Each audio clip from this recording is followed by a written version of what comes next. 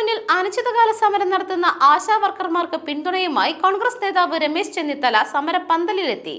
ആശാ വർക്കർമാരുടെ സമരം ജീവിക്കാനുള്ള സമരമാണെന്നും മുഖ്യമന്ത്രി ഇടപെട്ട് പ്രശ്ന പരിഹാരത്തിനുള്ള നടപടികൾ സ്വീകരിക്കണമെന്നും ചെന്നിത്തല പറഞ്ഞു. മുഖ്യമന്ത്രി വിചാരിച്ചാൽ അരമണിക്കൂർ കൊണ്ട് പ്രശ്നം തീർക്കാവുന്നതാണെന്നും പ്രതികാരവും ഭീഷണിയുമായി മുന്നോട്ടു പോയാൽ നേരിടുമെന്നും അദ്ദേഹം പ്രതികരിച്ചു. ഇത് വളരെ ക്രൂരമായ നിലപാടാണ് സംസ്ഥാന ഗവൺമെന്റ് എടുക്കുന്നത്. മുഖ്യമന്ത്രി വിചാരിച്ചാൽ അരമണിക്കൂർ കൊണ്ട് തീരേണ്ട ഒരു കാര്യമാണിത്. കാരണം ഇവരാവശ്യപ്പെടുന്ന ന്യായമായ കാര്യങ്ങൾ ചർച്ച ചെയ്യാൻ മുഖ്യമന്ത്രി അവരെ വിളിച്ച് ചർച്ച ചെയ്യണം. ഓണറേറിയം വർദ്ധിപ്പിക്കണം, അതുപോലെ വിരമിക്കൽ ആനുകൂല്യം കൊടുക്കണം. ഇതൊക്കെ ന്യായമല്ലേ? 232 രൂപ ഒരു ദിവസം കൊടുത്താൽ ആർക്കാ ജീവിക്കാൻ കഴിയുന്നത്? അപ്പോൾ ഈ പ്രശ്നം പരിഹരിക്കാൻ അടിയന്തരമായി മുഖ്യമന്ത്രി ഇടപെടണം. ധനകാര്യമന്ത്രിയുടെ പ്രസ്താവന വളരെ ദൗർഭാഗ്യകരമായി പോയി. എല്ലാവർക്കും വാരിക്കോരി കൊടുക്കല്ലേ? ഈ പാവങ്ങൾക്ക് വാരിക്കോരി കൊടുക്കണ്ട, വയറ് നിറയ്ക്കാനെങ്കിലും ഒരു അവസരം അവർക്ക് കൊടുക്കണ്ടേ?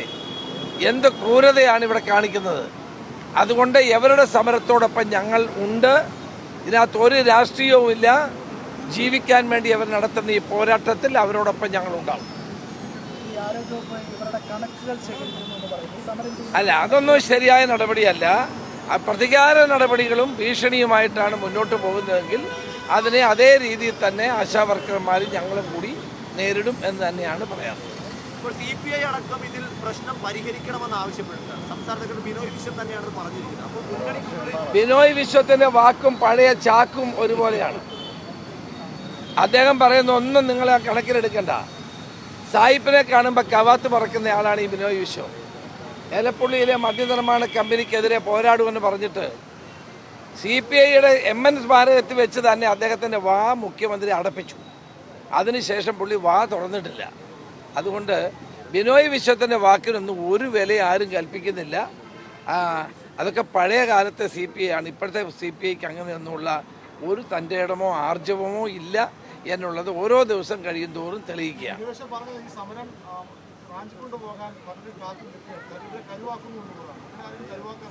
ഒന്നുമല്ല, ഇതിനകത്ത് ഒരു രാഷ്ട്രീയവുമില്ല. എല്ലാവരും ഒരുമിച്ചാണ് ഇവിടെ സമരം ചെയ്യുന്നത്.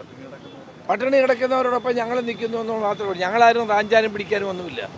ഇതിനകത്ത് എല്ലാ പാർട്ടിക്കാരും ഉണ്ട്, ഞങ്ങളുടെ പാർട്ടിക്കാരും ഉണ്ട്. ഇതിനകത്ത് അങ്ങനെ ഒരു രാഷ്ട്രീയം ഞങ്ങൾ കാണുന്നില്ല. അപ്പം അതുകൊണ്ട് ഈ സമരത്തെ അനുഭാവപൂർവ്വം കണക്കിലെടുത്ത് പരിഹരിക്കുകയാണ് വേണ്ടി. ഇവർ പാവങ്ങൾ 232 രൂപ ഒരു ദിവസം കിട്ടിയാൽ ഇവരെങ്ങനെ ജീവിക്കും? ന്യായമല്ലേ അവരുടെ ആവശ്യം?